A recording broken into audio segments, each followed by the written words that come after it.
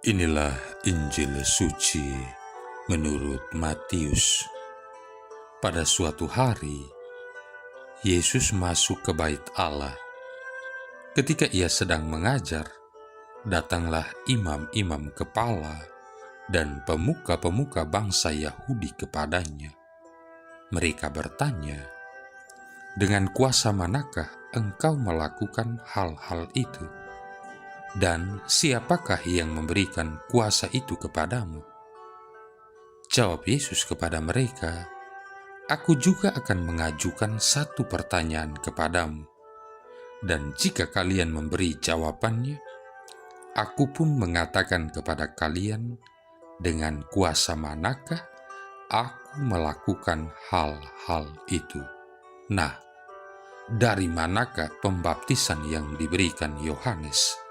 Dari surga atau dari manusia?" Mereka lalu berunding satu sama lain. "Jika kita katakan dari surga, ia akan berkata kepada kita, 'Kalau begitu, mengapa kalian tidak percaya kepadanya?' Tetapi jika kita katakan dari manusia, kita takut kepada orang banyak, sebab semua orang menganggap Yohanes itu nabi." Mereka lalu menjawab, "Kami tidak tahu." Maka Yesus pun berkata kepada mereka, "Jika demikian, aku pun tidak mau mengatakan kepada kalian dengan kuasa manakah aku melakukan hal-hal itu." Demikianlah sabda Tuhan.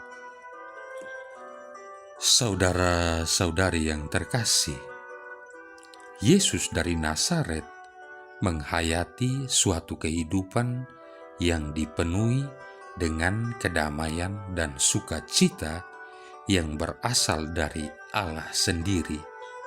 Namun, kita juga mengetahui bahwa kehidupan sedemikian bukanlah kehidupan yang mudah baginya. Di samping penderitaan sengsara yang ditanggungnya untuk dosa-dosa kita, dia terus saja menghadapi oposisi atau perlawanan dari para pemuka atau pemimpin agama Yahudi yang menentang dirinya, malah senantiasa mencoba menjebaknya agar terperangkap oleh ucapan-ucapannya ketika dia mengajar khalayak ramai. Saudara-saudari yang terkasih, Yesus bukannya tidak mengetahui atau menyadari kebutaan, kedegilan, dan kekerasan kepala para lawannya. Setiap kali mereka mencoba menjebaknya atau menuduh dirinya, Yesus selalu menanggapi semua itu dengan hikmat kebijaksanaan yang tidak hanya mampu membungkam para lawannya, melainkan juga menawarkan kepada mereka kesempatan-kesempatan untuk bertobat dan menerima pesan keselamatannya. Marilah sekarang kita mengingat kembali beberapa tanggapan Yesus itu. Yang pertama, siapa saja di antara kamu yang tidak berdosa, hendaklah ia yang pertama melemparkan batu kepada perempuan itu. Yohanes bab 8 ayat 7. Yang kedua, apakah sebabnya engkau bertanya kepadaku tentang apa yang baik? Hanya satu yang baik. Tetapi jikalau engkau ingin masuk ke dalam hidup, turutilah segala perintah Allah. Matius bab 19 ayat 17.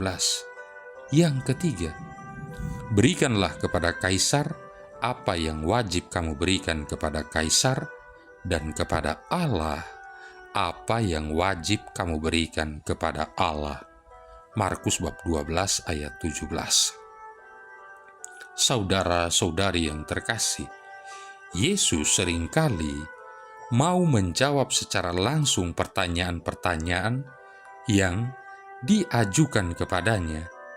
Sebaliknya, jawaban-jawaban diberikan olehnya dengan cara-cara yang menyingkap topeng ketidakpercayaan para penanyanya dan membungkam juga orang-orang itu.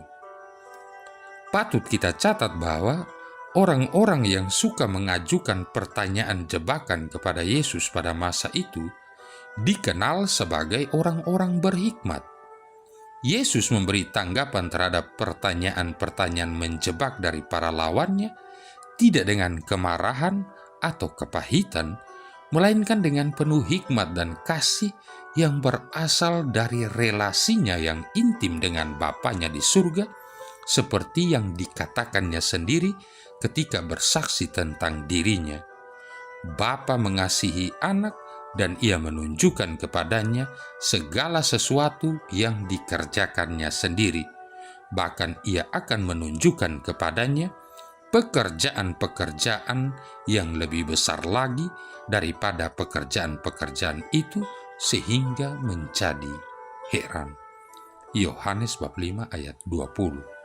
Kehidupan doa Yesus dan perhatiannya yang mendalam tentang pimpinan Roh Kudus merupakan sumber kasihnya, hikmatnya, dan kekuatannya. Saudara-saudari yang terkasih, tidak ada seorang pun dari kita yang kebal terhadap penolakan, tuduhan, atau pengejaran serta penganiayaan selagi kita mengikuti jejak Yesus. Akan tetapi melalui kematian dan kebangkitannya, kita dijadikannya ciptaan baru dan dibawa semakin dekat lagi dengan hati Bapa Surgawi. Dengan mencari keintiman yang lebih mendalam dengan Tuhan melalui doa-doa, liturgi teristimewa Ekaristi, dan juga pembacaan serta permenungan sabda Allah dalam kitab suci, maka kita pun belajar untuk menanggapi para lawan kita dengan kasih dan hikmat Allah sendiri. Sekarang, selagi kita memohon kepada Allah untuk diberikan hikmat-Nya dan hati yang dipenuhi kasih, kita membuka diri kita bagi kuasa Roh Kudus yang dapat mentransformasikan itu, sehingga kita pun dapat menjadi semakin serupa dengan Yesus yang selalu berbicara tentang kebenaran dengan penuh kasih. Marilah berdoa. Allah Bapa sumber cahaya iman, dengarkanlah kiranya dengan rela doa-doa kami. Terangilah kegelapan hati kami dengan rahmat Putramu yang datang mengunjungi kami. Sebab dialah Putramu, Tuhan dan pengantara kami, yang bersama dengan Dikau dalam persatuan Roh Kudus hidup dan berkuasa, satu Allah sepanjang segala masa. Tuhan memberkati kita sekalian, Bapa, Putra, dan Roh Kudus.